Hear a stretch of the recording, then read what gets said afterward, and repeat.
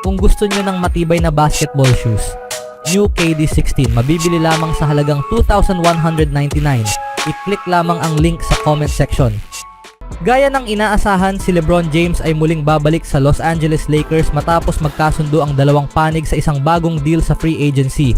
Ayon kay Shams Charania ng The Athletic and Stadium, pipirma si James ng 2 taon sa halagang $104 million na max contract upang manatili sa Lakers. Iniulat ni Adrian Wojnarowski ng ESPN na ang kontrata ay may player option at no trade clause. Dagdag pa niya, ang ahente ni James na si Rich Paul ay patuloy pang nakikipag-usap sa Lakers tungkol sa posibilidad na bawasan ang halaga ng kontrata upang hindi lumagpas ang team sa second apron at bigyan sila ng flexibility sa roster. Nag-opt-out si James sa kanyang $51.4 million deal para sa 2024-25 season. Ngunit inaasahan na siya ay mag-aayos ng bagong kontrata kasama ang Los Angeles. Ginawa ng organisasyon ang lahat ng makakaya upang makagawa ng mga hakbang na tila idinisenyo upang mapasaya si James.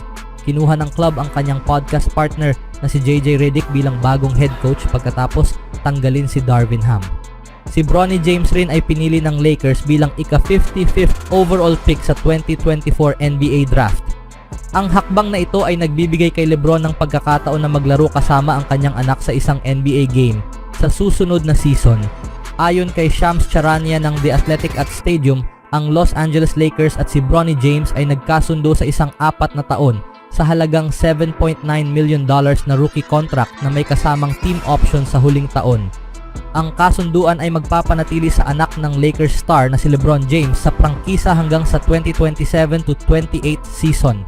Iniulat ni Chris Haynes ng Turner Sports na si James ay nag-iisip sa isang deal na magbibigay daan sa Lakers na magkaroon ng full $12.9 million mid-level exception sa free agency. Hindi pa pumirma si James ng kontrata na mas mababa sa max value mula noong August 2016 nang siya ay kumuha ng 3 taon na nagkakahalaga ng $99.9 million deal upang manatili sa Cleveland Cavaliers. Ang tanging iba pang pagkakataon na siya ay pumirma ng non-max deal maliban sa kanyang rookie contract ay noong sumali siya sa Miami Heat. Hindi naging maayos ang sitwasyon para sa Lakers dahil ang mga potensyal na target tulad ni na Klay Thompson at Jonas Valanciunas ay pumayag sa mga deal sa ibang team. Mayroon pa ring mga dekalidad na players na available tulad ni DeMar DeRozan na maaaring makatulong sa Los Angeles. Magiging mahirap para sa Lakers na dumagdag ng isang player na kasing husay ni DeRozan dahil sila ay bahagyang lumampas na sa second apron ngayon kapag isinama ang $49.9 million na sahod ni James para sa susunod na season. Ang Lakers ay nasa isang kawili-wiling posisyon sa pagitan ng pagsubok na i-maximize ang kanilang potensyal sa huling yugto sa karera ni James at pagbuo sa tulay patungo sa hinaharap kapag siya ay nagretiro. Ang pangako ni James sa Lakers sa kanyang bagong kontrata ay nagsisiguro na sila ay magiging factor sa Western Conference playoff race sa susunod na season. Ang kanilang kakayahang makipagkumpetensya para sa isang titulo ay nakasalalay sa iba pang mga galaw na magagawa ng general manager na si Rob Pelinka sa paligid niya. Bagamat si James ay papasok na sa kanyang edad na 40 sa season sa 2024-25, siya ay isa pa rin sa pinakamahusay na mga player sa NBA.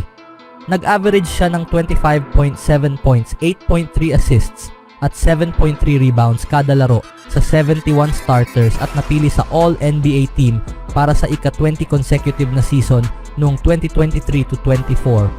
Sa ibang balita naman mga kaibigan, hindi nakapaglaro si Jordan Clarkson para sa Pilipinas sa kanilang hangaring makapasok sa 2024 Paris Olympics dahil pinili ng team na manatili sa kanilang kasalukuyang roster para sa continuity purposes. Ang schedule ng NBA ay naging imposible para sa Utah Jazz guard na makalaro ng tuloy-tuloy para sa team na kilala na bilang Gilas Pilipinas. Gayunpaman, sa kabila ng kawalan sa kanilang pinakamahusay na player na si Clarkson, nagawa ng Gilas Pilipinas na manalo laban sa Latvia sa score na 89-80 para simulan ang kanilang kampanya sa Olympic qualifying tournament. Ang Jazz guard na ang ina ay Filipina na nagbibigay sa kanya na ma-recognize bilang Filipino base sa Jus Sanguinis ay hindi mapigilang magpakita sa kanyang excitement sa pambihirang panalo ng Pilipinas laban sa ika-6 rank sa mundo sa basketball. "Let's go!" na may heart emoticon, isinulat ni Clarkson sa kanyang opisyal na Twitter o X account. Ang Team Latvia ay wala sina Kristaps Porzingis na kasalukuyang nagpapagaling mula sa off-season surgery at Artur Zagars, ang 24-year-old na guard na sumikat sa 2023 FIBA World Cup sa Pilipinas. Ngunit ang ika-6 na ranggo na team sa FIBA rankings ay mayroon pa ring maraming lakas sa kanilang aktibong roster.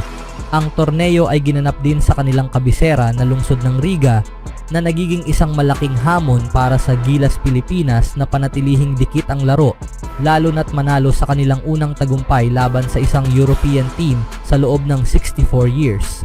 Ngayon, ang kailangan lamang ng Pilipinas upang makapasok sa top 4 ng OQT ay maiwasang matalo ng 19 points o higit pa laban sa Georgia, isang team na pamumunuan ng Orlando Magic big man na si Goga Bitadze at San Antonio Spurs center na si Sandro Mamukelashvili. Marami nang nagawa ang Gilas Pilipinas sa nakaraang taon o higit pa. Hindi mahirap isipin kung gaano pa sila magiging malakas kung si Jordan Clarkson ay maaring maglaro bilang lokal sa ilalim ng mga patakaran ng FIBA.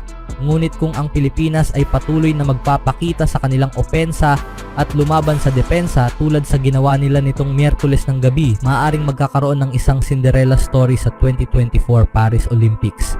Ang Gilas Pilipinas ay naitala pala ang kasaysayan kahit wala ang Jazz Guard.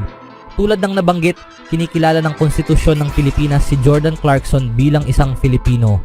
Ang kanyang ina, si Annette Davis, ay isang Filipino-American.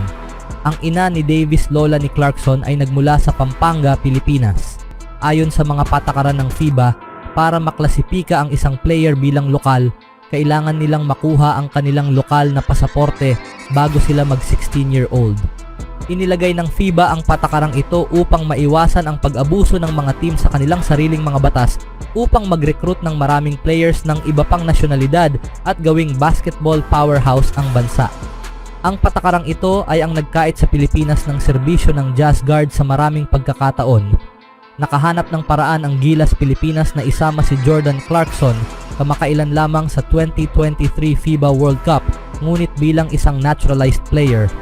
Para sa mga hindi pamilyar, isang naturalized player lamang ang maaaring mag-represent sa isang bansa sa mga FIBA-sanctioned events.